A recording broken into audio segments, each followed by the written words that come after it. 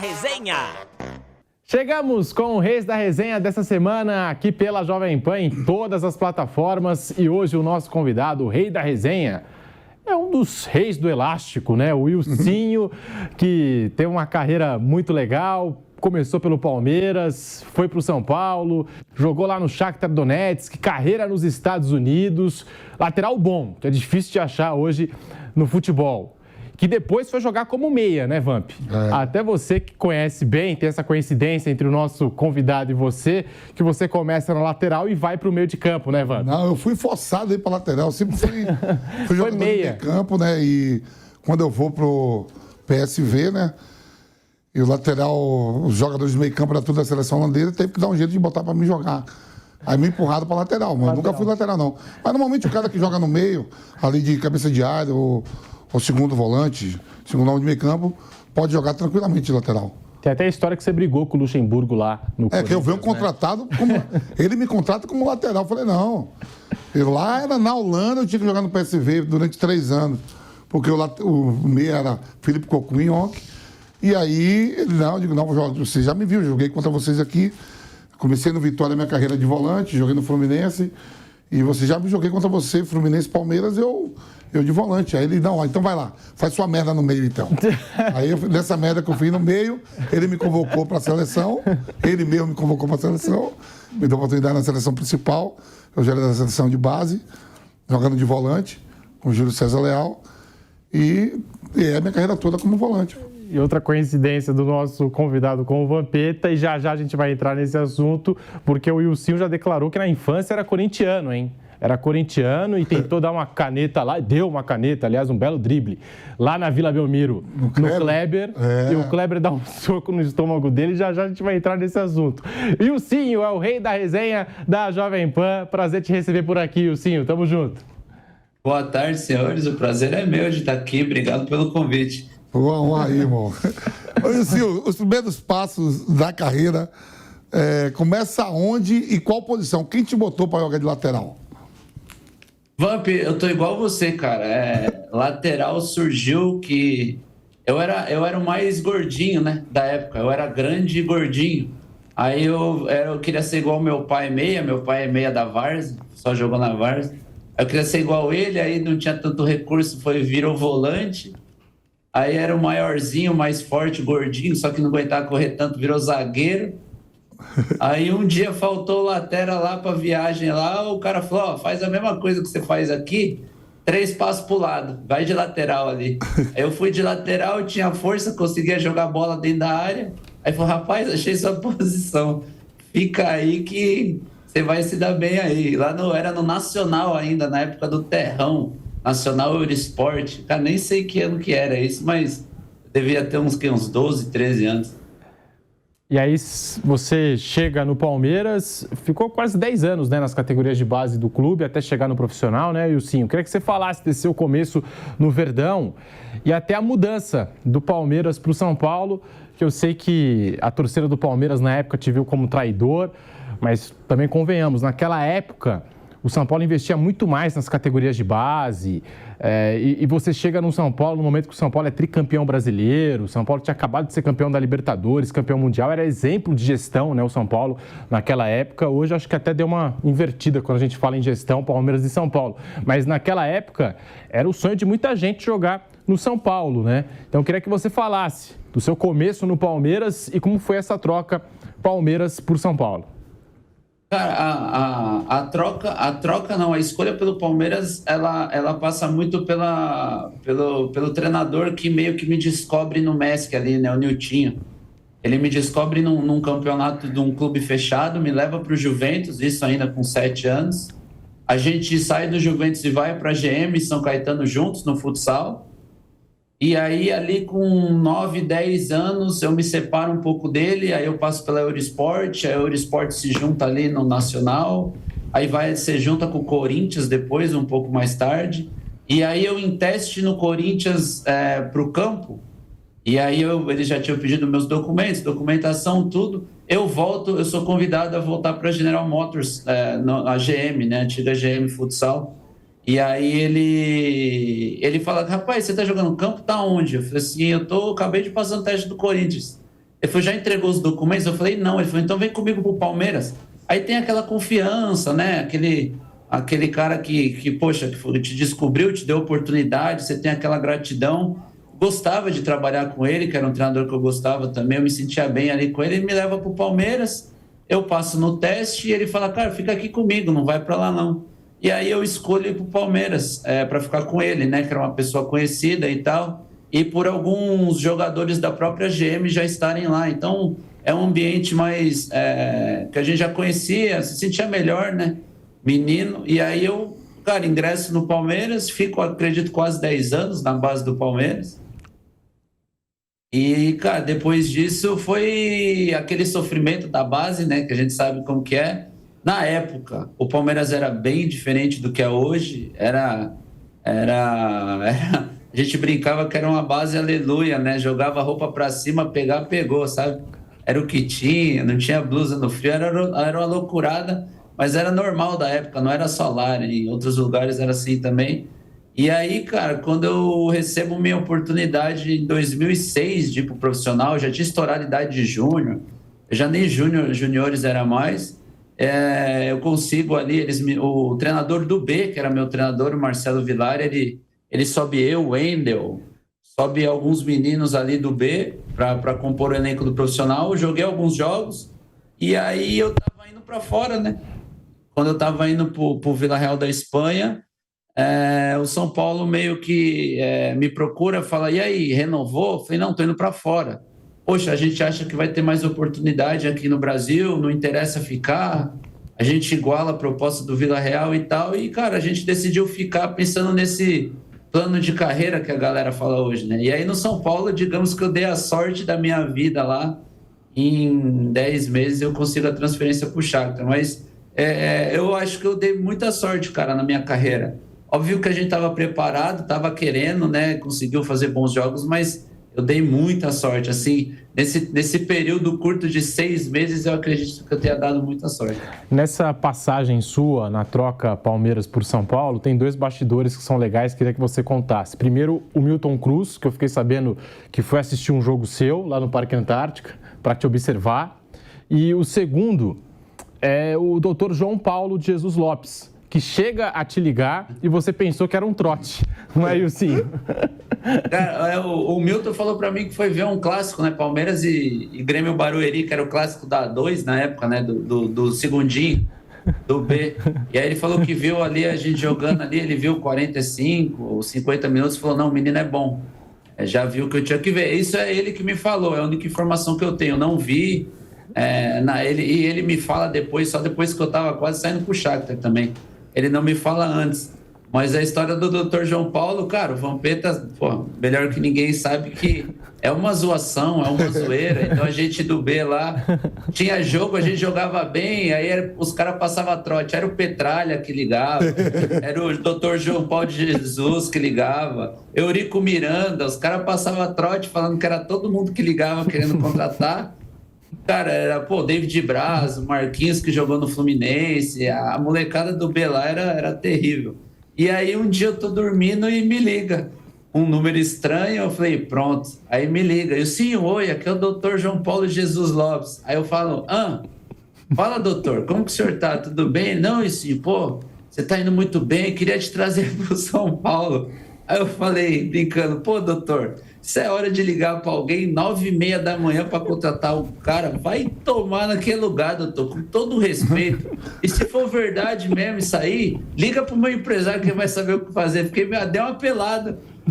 Deu 5 minutos, me liga o Wagner Ribeiro, que era meu empresário na época. Sim, o doutor João Paulo acabou de me ligar. Eu falei, meu Deus, acabei de mandar o doutor João Paulo tomar naquele lugar, cara. Aí depois eu expliquei pra ele, pedi desculpa, acho que ele entendeu, porque ele até riu. Ele falou, como é que é, rapaz? Eu falei, doutor, isso é hora de contratar alguém? 8h30 da manhã, cara, vai se lascar. Aí ele riu, mas aí depois, acredito que ele me perdoou, né? Porque ele me contratou. Olha, senhor, você lembra do seu primeiro jogo no profissional? Não na base, profissional? Contra quem? Você estreou contra quem? E quem te deu essa oportunidade? Palmeiras e São Caetano, Anacleto Campanella, em São Caetano. Nós jogamos, tinha o Elton, que jogava no Corinthians, o Marcelinho lá também, que veio do Grêmio. Os moleque de moto lá.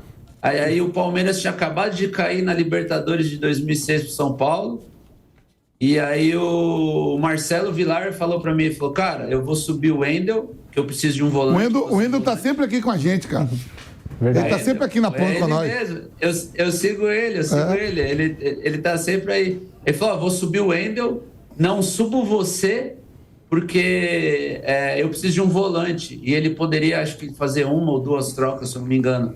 Ele falou, mas se a gente perder, eu subo você na quinta-feira e você joga no sábado. Beleza? Eu falei, professor, você em 10 anos foi o único que não mentiu pra mim, por que eu não vou acreditar agora? Aí ele falou assim, então fica esperto. Aí o São Paulo, o Palmeiras acaba perdendo pro São Paulo no Morumbi. Era quartas de final, oitavas de final, não lembro a fase que era. É eliminado. E aí na quinta-feira eu treino no profissional. A gente sabe que o treino depois do jogo é mais ali para quem não jogou e tal, mas na sexta-feira treinamos. No sábado ele faz um coletivo, preparação bem curto ali e bolas paradas, e eu não tô nem no coletivo. Eu não tava nem no coletivo ali jogando, eu tava de fora. Aí acaba o treino, ele vira para mim, ele falou, acredita em mim? Eu falei, claro, pô. Ele falou, então prepara que você vai jogar amanhã. Eu falei, pô, professor, mas tá meio estranho. Eu não participei nem no coletivo. Ele falou, fica tranquilo, vai jogar amanhã, confia em mim, se prepara. Beleza, se o senhor tá falando, saiu a convocação, eu nos 20 relacionados, naquela época era 18 só, né? Era uma briga para ir pro banco. 2 cortados hoje. No jogo. 2 era cortado. Nossa, aí no hotel, ele vira para mim e falou, não come muito, que eu sei que você gosta de comer, que você vai jogar. Aí eu falei, rapaz, ele tá me convencendo que eu vou jogar. Não faz o menor sentido você não participar do coletivo e dos treinos de bola parada ali na preparação para o jogo e jogar. Aí ele falou... Aí no dia seguinte, na pré-eleição, só ele vira o papelzinho, eu tava titular mesmo. Eu falei, rapaz, não é que ele me colocou mesmo? Aí ele fez um time lá alegando que tinha uma galera desgastada, porque o nosso elenco na época era um elenco com a idade bem avançada, né? Então ele falou que estava com o pessoal desgastado, reclamando, e ele ia aproveitar aquele jogo para dar folga para ele. Escalou escalou o Wendel, escalou mais uns 2 meninos, acho, ali da zaga, o Thiago, o Salsichão. Era um zagueiro bem magrão. Thiago Matias? Não, o Matias foi antes de mim, Van. O Matias é da época do Thiago Gentil e tal. Era um outro Thiago que estava no B. E aí ele escala a gente, aí no vestiário ele fala pra mim, ele fala, e ele pedia pra mim no B, né? Ele falou, cara, não queima cartucho no começo do jogo. O jogo é muito pegado, é muito corrido. Espera, guarda a perna pro final. E no final você cria bastante pra gente e tal. Ele pegava muito no meu pé na parte física. E aí ele virou pra mim no vestiário, todo mundo tinha saído, ele falou, espera aí. Eu esperei, ele falou, a torcida do Palmeiras tá carente, tá pressionando. Lembra que eu falava pra você no B, pra guardar a perna pro final? Eu falei, lembra. Ele falou, esquece tudo. Faz tudo que você tiver que fazer nos primeiros 10 minutos do jogo. Dá drible, dá caneta. Faz o que você tiver que fazer no começo do jogo. Se der tudo certo, com 15 minutos a torcida tá gritando teu nome. Cara, a gente perde o jogo 2-0 para aquela boa equipe do São Caetano. Tinha os meninos ali, o Marcelinho, o Elton. Tinha uma rapaziada, tinha o Zé Luiz, que depois ele vai pro São Paulo, mas com 10 minutos de jogo a gente já dá 2 canetas no Zé Luiz. E aí, legal, agora só joga futebol. Então, é ele mesmo. Aí tem 2 canetas dele. E aí depois ele me conta, ele fala que toma a primeira e fala assim, rapaz, vou dar uma pegada nesse moleque aí. Moleque abusado e tal. Ele vem a segunda vez e toma de novo. Aí os caras falam, pega ele, Zé. Eu falo, rapaz, tô tentando. Não deu. Aí eu acerto 2, 3 dribles ali, a torcida grita meu nome, e no meio tempo ele fala assim, pronto, fizemos o nosso papel. Agora domina e toca, vai na boa, que a gente já mostrou o cartão de visita. E, cara, não tem como falar que esse cara não me ajudou. Eu acho que pessoas me ajudaram durante a carreira. Mas o Marcelo Vilar, eu acho que é o divisor de águas, assim. Que eu acho que foi o anjo que eu precisava para ter a sorte que eu tive. Aí a gente teve já alguns casos, né, de jogadores que trocaram o São Paulo por Palmeiras ou Palmeiras por São Paulo. Acho que o mais recente, o Caio Paulista, né, também lateral. Você acha que foi parecido com o teu caso, o do Caio Paulista? Torcedor do São Paulo ficou muito chateado com o Caio, né? Cara, eu sou dinheirista e eu sou a favor Cara, a gente tem a carreira curta. Que nem eu joguei até os 36, mas desde os 33 eu me arrastei. Então, meio que eu parei por causa de lesão, nosso corpo cobra um preço. E eu sempre falei isso, eu sempre falo isso. Cara, eu sou dinheirista. Melhor oportunidade de ganhar 50 conto a mais, vai, rala. Porque lá no final, quando você tiver com 33, 36, a galera vai meter um valeu, falou, forte abraço, boa sorte, sucesso, sabe? E, cara, é da profissão, ossos do ofício.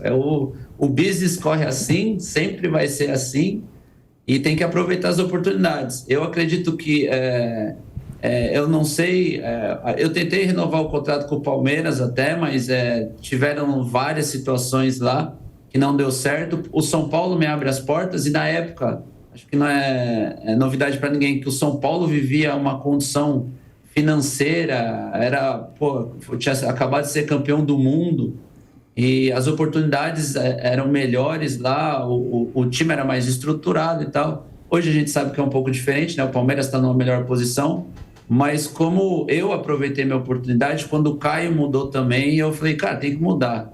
Se o São Paulo deu mole na renovação, perdeu o prazo, enfim, não conseguiu fazer uma proposta melhor, cara, vai, porque quando tiver com 35, 6 é o dinheirinho que vai ter ali para pagar a escola dos meninos, para investir, para passar bem a vida, porque isso ninguém conta.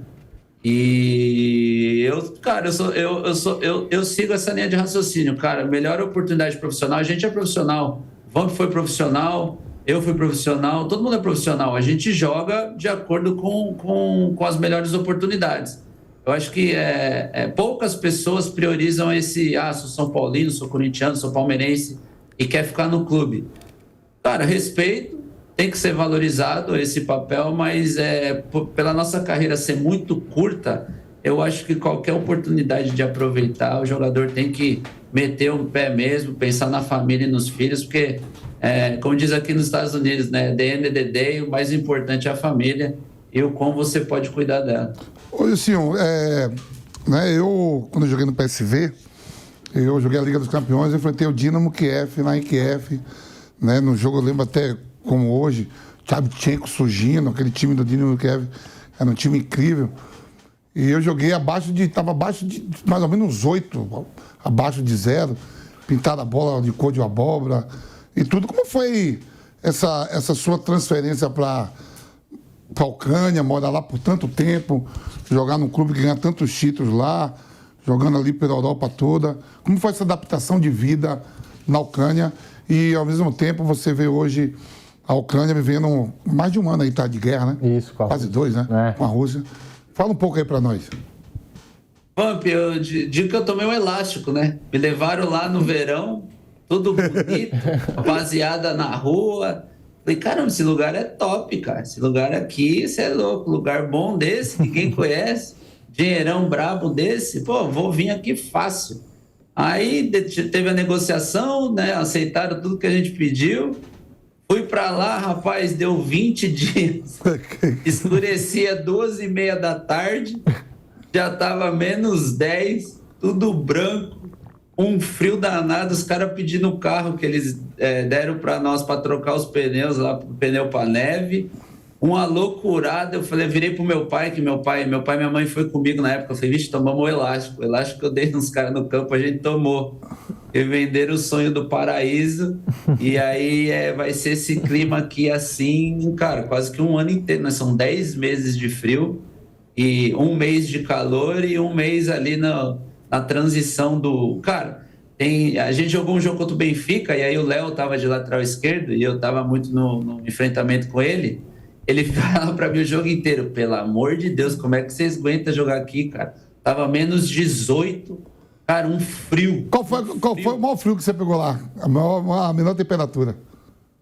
Foi num treino a gente tinha férias e no final do ano, né? Porque, cara, não tem a tudo, né? de jogar aqui, neva muito. a gente volta a treinar ali pelo dia 5 de janeiro. Primeiro dia de treino, no dia 7, estava menos 30 e a gente fazendo físico na floresta, assim. O William, até nesse dia, ele pega... O William, que jogou no Corinthians, no Chelsea, tem aquelas... a gente vai pegando uns macetes depois, né? Era uma camiseta térmica, uma camiseta de manga comprida, uma blusa de moletom e depois o corta-vento, porque ventava muito e ele dava aquela sensação que ficava menos frio. Então, aí o William jogou água no corta-vento, assim, quando a gente sai para correr e para, que tinha muito treino físico lá, quando a gente parou, ele falou, não dá tempo nem da água escorrer, congelou na jaqueta, assim, ó. Ele falou, mano, Deus que me livre, como é que a gente aguenta isso? Eu falei, pai, só olha o extrato, olha na conta. Eu passei por isso, Pedro, quando eu chego no Corinthians, Sim. No mês de dezembro eu jogo Liga dos Campeões, aí eu jogo lá em Kiev, contra o Dínamo, né? E aí, em janeiro, o Banco Excel me compra e me traz pro Corinthians. E tinha o Rio São Paulo. Quer dizer, eu joguei lá menos 8, no mês de dezembro.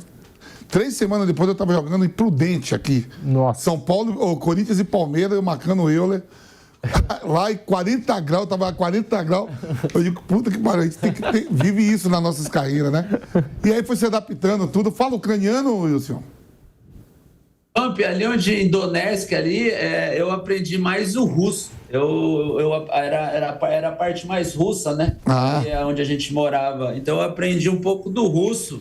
Mas, cara, eu saí de lá em 2015, eu consigo... oi, tchau. E acho que, cara, não consigo nem contar até 10, mas eu saí de lá falando. Eu conseguia me comunicar com o dono da casa, falava com o pessoal do clube lá. O dono da casa gostava de ir na casa dele, né, que ele me alugava, sentar lá no sofá e ficar trocando ideia de futebol. E era um jeito da gente ir aprendendo também, né, cara? Era muito gente boa na época. E também com muitos brasileiros. Nessa época que você estava lá, quantos brasileiros você jogou? Com o Willian, eu joguei com o Willian no Corinthians, né?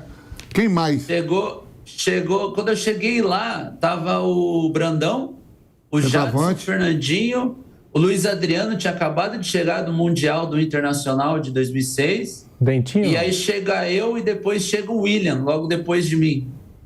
Uma semana depois. Eu vou primeiro, ele vai depois.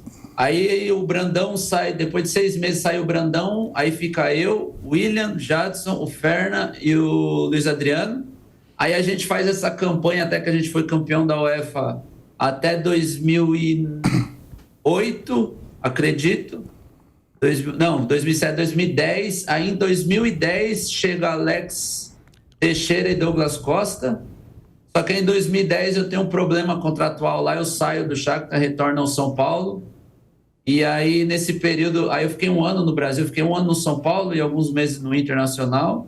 E aí depois eu volto para a Ucrânia em 2012, janeiro de 2012. E aí, quando eu volto em 2012, aí já tá lá o Alan Patrick, Dentinho, Wellington Nem, quem mais? Tinha o Léo, zagueiro, um zagueiro que era do Santos. Tinha o Bruno, que também o Shakhtar contratou na base. Ele foi para a seleção brasileira de base, ele contrata, mas ele não chega a jogar muito lá.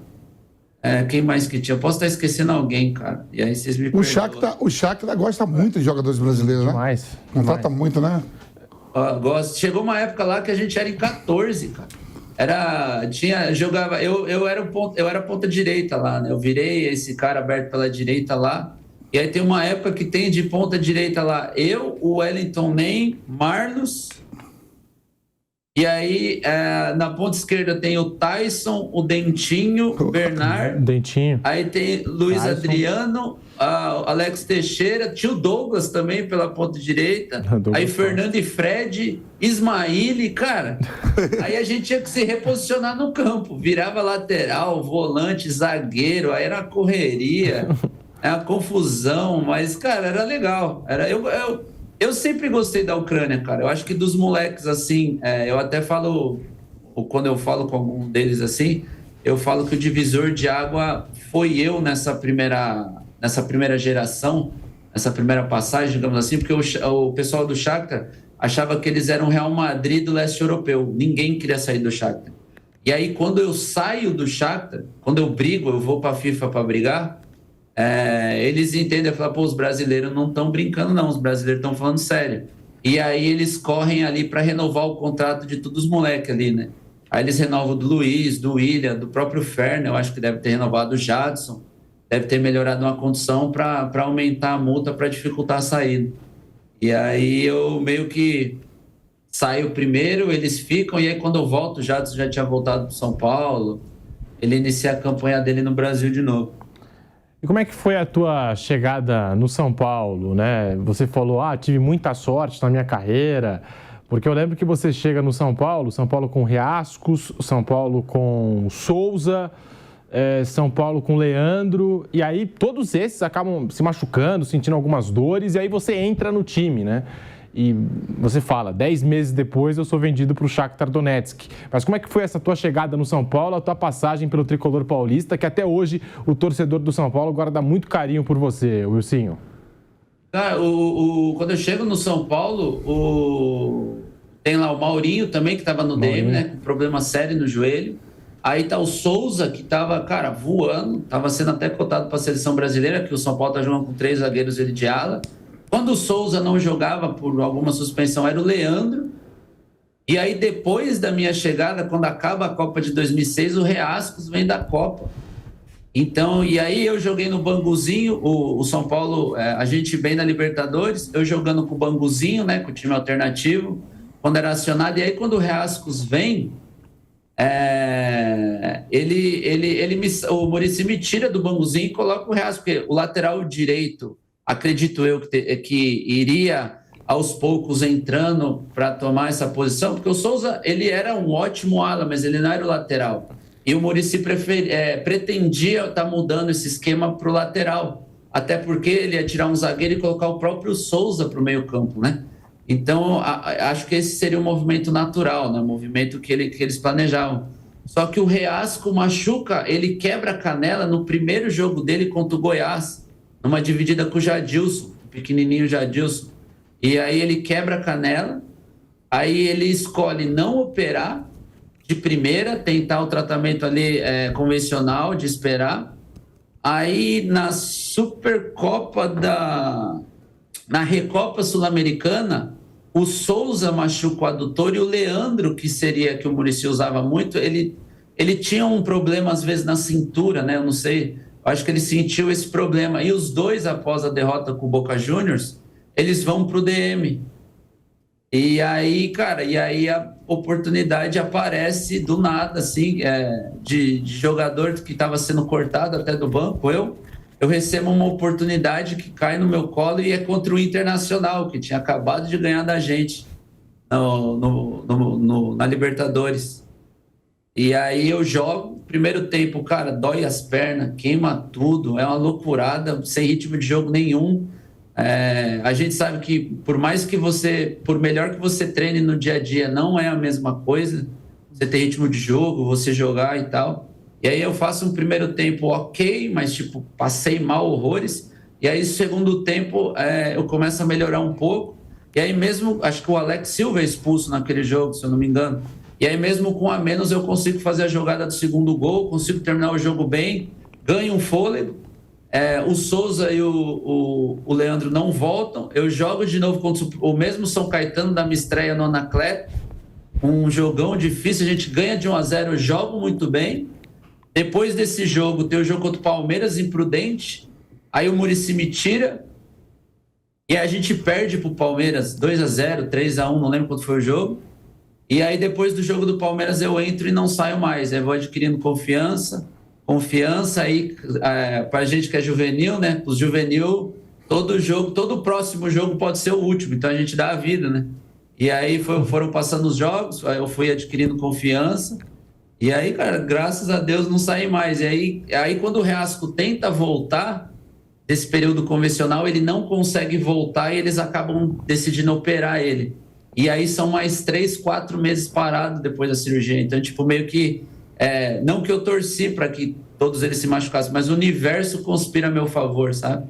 E aí, cara, eu acredito que tenha aproveitado a oportunidade, o pessoal falando bem de mim.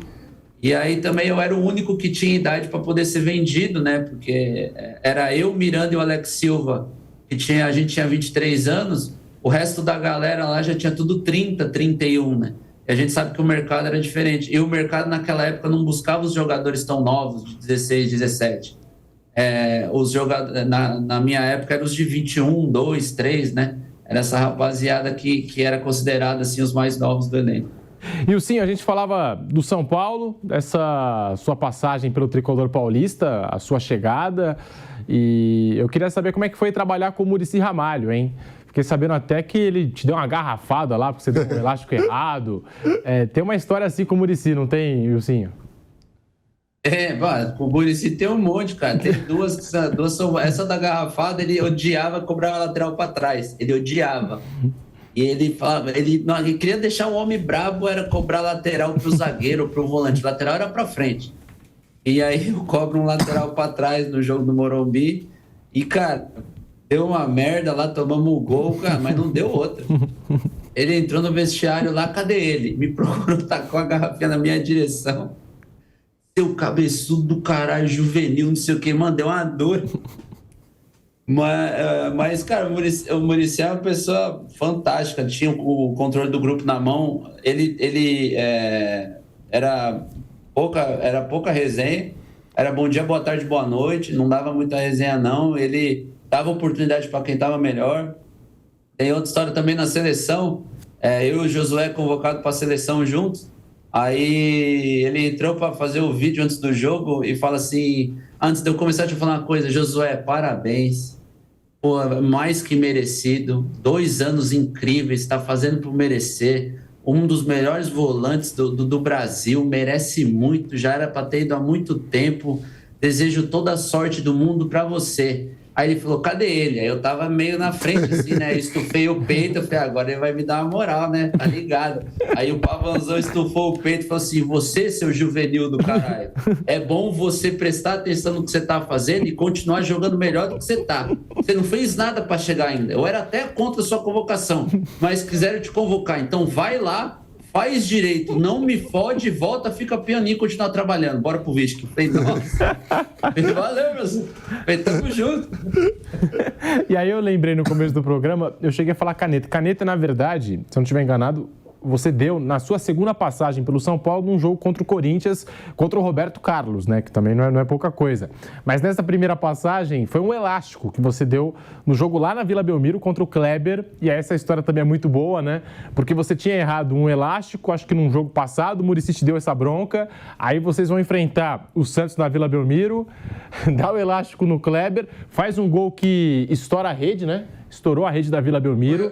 Como é que foi esse jogo? Esse foi outro jogo do gol. Foram jogos diferentes. Foram jogos diferentes. Mas ele tava muito preocupado comigo esse jogo, né? O Muricy, o Tata, eles estavam... E aí eu tava um pouco antes do jogo. No jogo anterior eu tentei dar um elástico contra a Ponte Preta, o elástico estoura.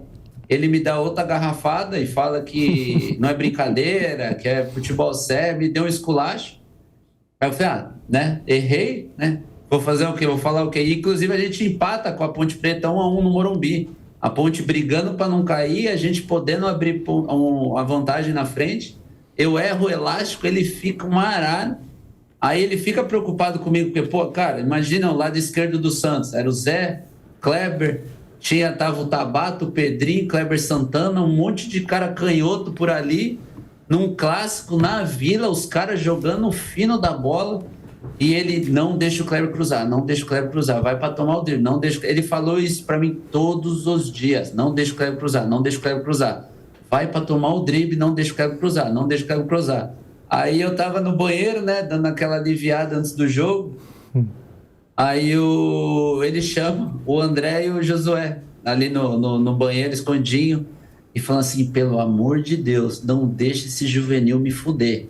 Fica na orelha dele, mantém ele sob controle, deixa ele perto de vocês. Não sei o que, é o Josué, não, professor, fica tranquilo, ele me escuta. A gente vai ficar ali, é o André Dias também falando, não, professor, fica tranquilo. A gente fala com ele, ele escuta, faz ele ficar perto, não me fode, não deixa ele me fuder, pelo amor de Deus. Aí, cara, eu lembro que naquele jogo até o Luxemburgo escolhe por colocar... Tinham 5 ou 6 canhotos ali naquele time inicial do Santos. E aí eu começo muito bem o jogo. E aí ali com 16 minutos o Luxemburgo tira o André Luiz que era um lateral esquerdo de ofício também. E aí a coisa muda, aí eu começo a ter um pouco mais de liberdade. O nosso time era muito difícil jogar contra a gente, né? Porque a gente tinha um sistema defensivo, além de a gente ter Josué Mineiro no meio de campo, a gente tinha um trio defensivo muito forte. O Júnior também, do outro lado esquerdo também, que, cara, só no atalho, só na boa, bem demais. Então a responsabilidade era eu que estava meio que me tremendo por dentro. Falei, mano, é muito jogo isso aqui, é muita pressão. Era meu primeiro clássico, assim, né? Valendo a liderança, valendo o título. Então foi um jogão. E aí no canto ali, cara, eu tava no canto, do lado da linha, o campo acabou contra o Kleber e o Zé. Eu falei, aí eu pensei, vou jogar. Se eu perder a bola aqui, não vai dar nada. A gente tá bem postado, estamos perto da área, vai que bate no Kleber, ele sai, escanteio, ainda arruma escanteio, cara, o elástico entra. Aí o elástico entrou, eu falei, é nada.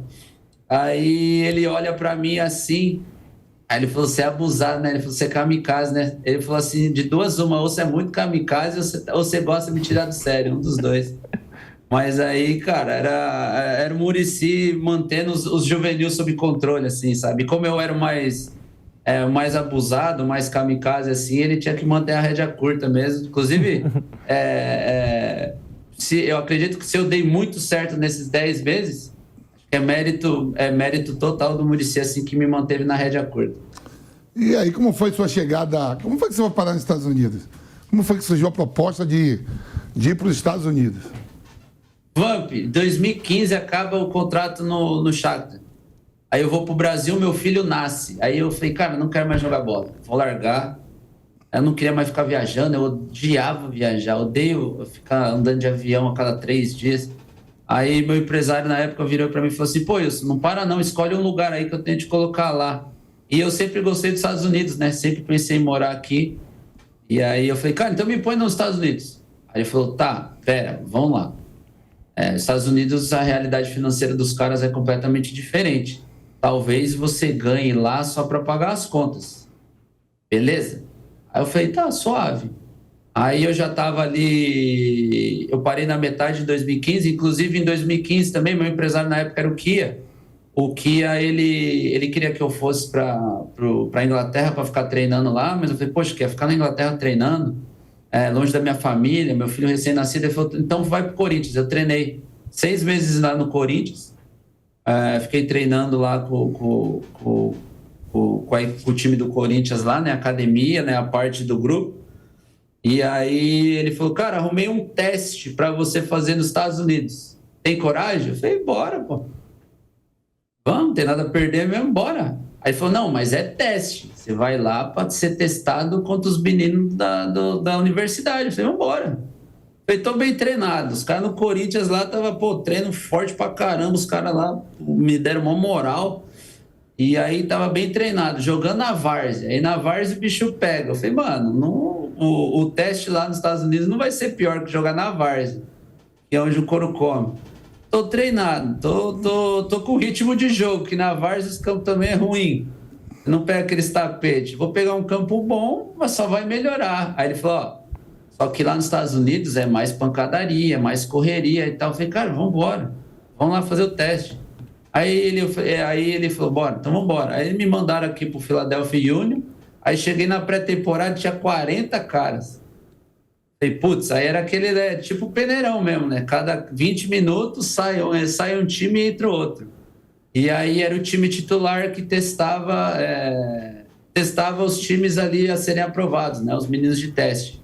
E aí eu peguei o 4º time, cara, os ruins mesmo, acho que os que não tinham chance de fazer nada. Aí eu pensei, bom, beleza, né? Vambora. Começa o treino, eu pego uma bola no meio campo, driblei lá 2, 3 caras, dei num 2 com o atacante lá, gol. Eu falei, é nada, os caras deixaram, pô. Deixaram. Os caras estão na nhaca da pré-temporada, alguma coisa. Peguei outra bola no meio campo, girei, acelerei, parecia o Douglas Costa. Dava elástico, caneta. Falei, não, os caras estão deixando, não é possível. Os caras estão na nhaca, beberam a noite inteira, não é possível. Aí terminei a primeira parte da preparação, aí o treinador falou, pô, você joga direitinho, né? Eu falei, eu tento, professor. A gente tenta fazer alguma coisa aí e tal.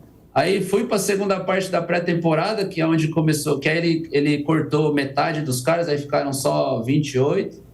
Aí a gente começa a fazer os amistosos contra os times da MLS mesmo. Aí eu vou bem, aí eles me fazem uma proposta para ficar. A primeira proposta que eles fizeram era muito abaixo do... Eu falei para os caras, cara, eu só preciso de um dinheiro para pagar as contas. Eu tenho... me falaram que o custo de vida é esse, eu preciso de um dinheiro para pagar as contas, me paga o suficiente para me sair no 0-0 e trazer minha família para cá. Aí os caras, não, a gente não pode. Eu falei, então não dá, então vou embora. Vou embora, pego alguma coisa no Paulista lá no Brasil e seja o que Deus quiser. Aí, quando eu estava indo embora, eles repensaram e falaram, não. Aí a gente até negociou um negócio a mais, um pouco a mais do que eu esperava, e eles me deram o green card. Eu falei, beleza, eu aceito ganhar isso, mas aí vocês pagam um green card para mim e para minha família. Os caras falaram, beleza. Aí, cara, vim, só que aí acontecem coisas aqui nos Estados Unidos que acho que a galera não sabe ainda. Tinham 3 jogadores que são considerados os GPs aqui no meu time. É o que ganham mais, claramente, né? Os que ganham mais, os que vêm contratado e tal. E aí, claramente, eu me torno um dos principais jogadores do time assim, já na pré-temporada. E aí o diretor falou assim, quando um deles saírem, eu já ocupo a vaga deles com você. Aí você já começa a ganhar um salário, cara, não era nem perto do que eu ganhava no Shakhtar, mas já era um salário bom para os Estados Unidos. Eu falei assim, não, tranquilo, beleza. Faço os 2 anos aqui, quando acaba os 2 anos, eu falo, estourei, né? Agora eu vou ganhar, 2 deles saem, vou ganhar bem. Cara, o time aqui não é obrigado a cumprir o contrato. Eles não são obrigados a cumprir o que eles prometeram. Aí eles não cumprem, e aí também eu não posso sair para outro time dos Estados Unidos, porque eles tinham os meus direitos aqui, eles têm os rights do jogador. Então eu não tinha mais contrato com o Philadelphia e não podia ir para lugar nenhum também. E mesmo sem contrato, outro time dos Estados Unidos teria que me comprar os meus direitos do Philadelphia. Aí eu falei, putz, aí tem várias coisinhas aqui que quem não entende é complicado. Aí eu dei outra desanimada, quase fui embora. Aí a gente negociou lá, não ganhei o que eles me prometeram, mas eles melhoraram muito o que eu ganhava. Aí minha esposa, minha família também adorou a Filadélfia, adorou o lugar que a gente estava. Aí eu falei, quer saber? Eu vou parar de viajar, vou ficar aqui mesmo e tá tudo certo. Aí assinei aqui e fui assinando pela idade também, assinava contrato de 1 em 1 ano, né? Era final da temporada, mais 1 ano, final da temporada, mais 1 ano, final da temporada, mais 1 ano. Joguei aqui 6 anos. E aí, quando eu opero o pubis, aí não tem mais jeito. Aí o corpo começa a cobrar, aí é pubis, panturrilha, posterior, aí já era. Aí entrou na subida da Brigadeira ali, bicou na Paulista, reta final. Aí, cara, só aceitei. Aceitei, acho que esse é o 3º ano que eu me aposentei. E aí a gente começa a falar de futebol, né? Uma coisa que eu jamais achei que fosse acontecer. E como é a vida aí, senhor, no dia a dia? Vamp, aqui é cegado, cara. Aqui é super cegado, a molecada vai pra escola no busão amarelo, vai de manhã, volta à tarde, meu moleque torneio de soccer aqui, né, não é futebol, torneio de soccer aqui ele vai, minha filha também faz as aulas dela de dança e joga também o soccer na escola.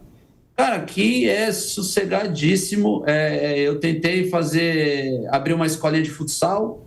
E, cara, o futebol aqui dos americanos é meio estranho, né? Eles têm algumas coisas que eu discordo muito. E aí eu tento fazer minha escolinha de futsal, mas já tem alguns times amadores aqui muito grandes que já meio que monopolizaram o mercado. Aí a galera olha meio futsal assim, os caras perguntam, futsal vai ajudar no soccer? Eu falei, mano, isso é sacanagem. Eles estão de brincadeira comigo, só pode. E aí, cara, a gente tenta o futsal, é promissor, tá ajudando muita gente, a galera tá vendo o valor. Crianças que não conseguiam passar nos tryouts, aqui é muito por temporada, né? Começa uma temporada ou outra, você tem que fazer o tryout de novo, o teste para ingressar no mesmo time. Todo ano você tem que fazer tryouts. Então, para as crianças que não conseguiam entrar nos tryouts, depois de 6 meses, 1 ano de treinando futsal 2 vezes por semana, eles começaram a conseguir. E aí os próprios pais vão divulgando o trabalho, né? Do futsal. E aí a procura vai sendo maior, só que aí também não tem a quantidade de lugar de quadra o suficiente, porque eles priorizam o basquete, aí tem o lacrosse indoor, tem o hockey indoor, tem o flag football indoor, são todos esportes que são muito grandes. A galera, eu não tinha a menor noção que no inverno todos esses esportes de fora vêm para dentro. E, cara, o que tem de gente, escola, que procura esses espaços e os lugares priorizam esses times, né? E eles meio que escanteiam, assim, o futsal. Mas, cara, é um trabalho a longo prazo, era um trabalho promissor. E aí, quando assistindo os jogos, assim, né? Porque eu estou estudando, estou fazendo um mestrado para ser diretor esportivo numa faculdade da Inglaterra. E aí, estudando aqui, fazendo os trabalhos com a rapaziada no computador, a gente viu os jogos e é uma rapaziada que nunca jogou bola. Aí os caras falavam, pô, cara ruim, chutou pra cima. Eu falei, pô, essa bola é difícil, cara, vem rápido. Aí eu começava a explicar e os caras, pô, Silvio, por que você não faz vídeo, pô? Faz vídeo falando isso, a galera às vezes não entende, acha que é fácil. Você fala algumas coisas e tal que pra gente que nunca teve lá é diferente e tal. Eu falei, tá, eu faço. Mas vocês editam e tal, aí os moleques falam, não, a gente faz a correria da edição e você só faz, você só fala. Aí começou, e aí eu me espantei com a receptividade, com a galera que gosta de ouvir parte tática, parte técnica, coisas que o pessoal não sabe o que acontece no dia a dia, esquema de treino. Às vezes o cara fala, pô, esse cara é ruim pra caramba. Eu falei, pessoal, se ele estiver jogando em posição diferente, é outra parada. Se os caras me colocassem na minha época, eu de ponta esquerda, parece que é a mesma coisa, mas eu era bom na direita, na esquerda eu era um Zé Ruela. Então são coisas que acontecem que a galera acha que é fácil, é simples, mas que a maioria das vezes não é. E do gramado para o microfone, né? Eu fiquei sabendo até que você no começo tentou, né, assim, ser streamer de jogos, videogame, aí depois partiu para o futebol. Mas como é que tem sido a tua experiência com a comunicação, Ilcinho? Que é diferente, né? Jogar e comentar, o Vampeta sabe bem disso, né? Não, é completamente um novo mundo, né? Eu sempre joguei Call of Duty, Warzone, né? Desde 2007 eu jogava os jogos online.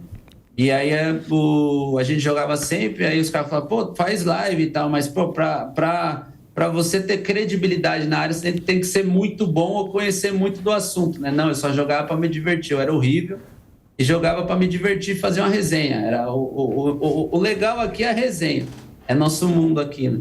E aí, desde que eu migrei para essa parte do futebol, eu tive um carinho muito grande, principalmente pelo torcedor são paulino. Obviamente que a minha intenção, a intenção do meu canal é falar de todos os times. Mas para falar de todos os times, você tem que se dedicar a assistir todos os jogos. E se eu fizer isso, minha mulher me mata, né? Se eu ficar 8 horas, 10 horas vendo o jogo, ela vai me matar. Então, hoje eu vejo mais a parte do São Paulo, mas a comunicação, ela é difícil. É difícil você fazer com que a pessoa que está te vendo entenda o que você falou, né? Por muitas vezes, e os meninos falam para mim, você fala a linguagem do boleiro e você fala muito rápido e na cabeça você está imaginando o campo, mas a gente não é do futebol. A gente não consegue entender, então tenta ser um pouco mais didático. Eu estou ainda tentando me encontrar, tentando encontrar ali a parte das gírias do futebol, que a gente fala o banguzinho, o segundinho, o cara vai para dentro do outro e tal, a galera fala, mano, o que ele está falando? Então ainda estou me adaptando, eu estou buscando ainda melhorar muito nessa parte de comunicação também e tentar facilitar a vida de quem vê os vídeos. E agora, Ilcinho, um comentarista, claro, trazendo toda essa bagagem, experiência dele como jogador, o que você acha, o que você pensa sobre a temporada do São Paulo em 2024, o trabalho do Zubeldia? Você é fã do Zubeldia? Você já não gosta muito do Zubeldia? Como é que tem sido aí acompanhar esse São Paulo em 2024, Ilcinho? Cara, a minha base eu não confesso que até resolver fazer os vídeos eu não via futebol. Eu tinha parado de ver futebol, então eu não tenho muito. Eu começo a voltar a ver o São Paulo a partir do jogo do Corinthians ano passado, do primeiro jogo do Corinthians, né, no estádio do Corinthians. E aí eu via só os highlights, né? Obviamente que as finais da Copa do Brasil eu assisti, mas os brasileiros não. Aí eu comecei a receber um feedback tipo, pô, como é que você vai comentar um jogo, falar do jogo, se você vê só os highlights? Aí eu falei, pô, esse cara tem um ponto. Então vou me colocar na posição de assistir todos os jogos. E aí esse ano eu começo a acompanhar. Eu inicio com o Carpini, e aí o Carpini tem várias lesões que atrapalharam o trabalho dele. Aí a galera começa a pesar muito no Carpini, e aí eu tento fazer de um jeito, eu tento mostrar talvez a leitura que o Carpini teve dentro de campo, eu tento trazer isso. A galera entende que eu gostava do Carpini, que eu defendia ele. Falava, não, ele tentou fazer isso por esse motivo, deduzo eu. Eu acho que não tem como a gente ter 100% de certeza. Ele tem uma estratégia, ele tem um plano de jogo, ele tem uma filosofia. Mas, para mim, fazia sentido esse tipo de explicação. Quando vem o Zubeldia, ele muda um pouco a chave do trabalho e ele dá aquele fôlego novo, que é natural do treinador novo. Só que desde o começo dele, a galera falava, ele é muito melhor que o Carpini. Ele é o melhor treinador que passou nos últimos anos e tal. E eu identificava coisas, que eu fiz vários vídeos, que ele fazia que eu discordava. Uma delas, o esquema tático dele, eu acho que ele expõe muito os volantes. Esse 4-4-2 que ele usa com essas duas linhas de 4, deixa hoje Luiz Gustavo e Bobadilla muito exposto, e aí o São Paulo sempre está em inferioridade numérica no meio campo. O São Paulo está sempre 3 contra 2. O jogo do Atlético é muito isso. O Lucas cai para a esquerda, movimenta para o meio. O Atlético não precisa fazer força nenhuma para marcar. O Lucas se desloca, o lateral direito vira a sobra do zagueiro e o volante que já está ali pega, que era o Lian. Então o Atlético ele joga, parece que o Atlético não está fazendo força porque está encaixado. E aí no primeiro jogo a gente vê o Zubeldia vai mexer no time com 38 do segundo tempo. Uma substituição, ele guardou 4. Aí ele contra o Botafogo, cara, o próprio Rogério Ceni fala, eu não posso pressionar o Botafogo, pressionando o Botafogo eu abro o campo para ele. E aí eu crio espaço para o baita time do Botafogo, que tem muita força e velocidade, atacar. O Zubeldia decide pressionar o Botafogo no Rio. Cara, escapou de tomar 6. E aí, depois do Morumbi, ele pressiona de novo. Cara, são estratégias que eu discordo. Numericamente falando, não tem como falar que o trabalho dele é ruim. Até porque trabalho, igual eu falei pra galera, é o dia a dia, é ele dentro do vestiário, é o tipo de treino que ele usa, o tipo de linguagem, como que é o approach dele com os jogadores, como que ele é com os funcionários ali do vestiário, do CT, como que é ele no refeitório, na viagem, se ele dá muita reunião, se não dá, se a didática dele é boa, se ele usa vídeo, se ele não usa. Esse é o trabalho. Isso eu não tenho como falar. Eu tenho como falar da leitura dele de jogo. E a leitura de jogo dele, no meu ver, ela tem questionamentos. O contra o Cuiabá, o último jogo que o São Paulo perde, ele muda peças, mas ele não oferece nada diferente para o Cuiabá. Ele tira o Bobadilla, coloca o Nestor, que são jogadores que, se equivalem. Ele faz substituições que não obrigam o adversário a se mexer no campo, a se defender. E aí eu questiono isso. E aí a galera acha que eu prefiro o Carpini e que eu sou hater dele. Eu falei, não, cara, não sou hater dele. Só que a única coisa que eu posso comentar é da estratégia do esquema tático. Eu acho que ele não usa o esquema tático a nosso favor. Ele expõe muito nossos 2 volantes. Ele deixa o Lucas, que é o nosso melhor jogador, preso do lado direito ou do lado esquerdo. Ele insiste com os jogadores fora de posição. A galera fala, pô, mas o Luciano, ele não é meia. Tá, mas o Luciano não é meia de origem no esquema. Ele é segundo atacante. Só que se o time não cria para ele, ele tem que voltar para vir buscar a bola. Se ele volta para buscar a bola, ele sai de característica dele, de contexto. Aí ele acaba passando por situações que ele não está acostumado, que não é a dele. E aí vocês vão falar que é culpa dele e tal. Então é isso que eu aponto que a galera é meio contra. Mas, cara, o trabalho do Zubeldia, numericamente, assim, os números são muito bons. Ninguém esperava do São Paulo estar em quinto no Brasileiro, depois das Copas. O fato dele ter perdido para o Botafogo nos pênaltis, dá a impressão, tipo, puta, quase deu. A gente perde no detalhe, mas quase tomou 5 no primeiro tempo também. Então, esse meio que são coisas que eu vejo e falo que no começo eu tomava um hate maior, mas agora está diminuindo. E sim, o show, hein? A gente está estourando aqui o nosso tempo, mas queria te agradecer pela resenha. Legal demais. Já vi alguns cortes seus lá no Arquibancada Tricolor. Você pode divulgar rapidinho o seu trabalho, né, nas redes sociais. Você tem o seu próprio canal também, né? Tem, o youtube.com/CilJuniorTV.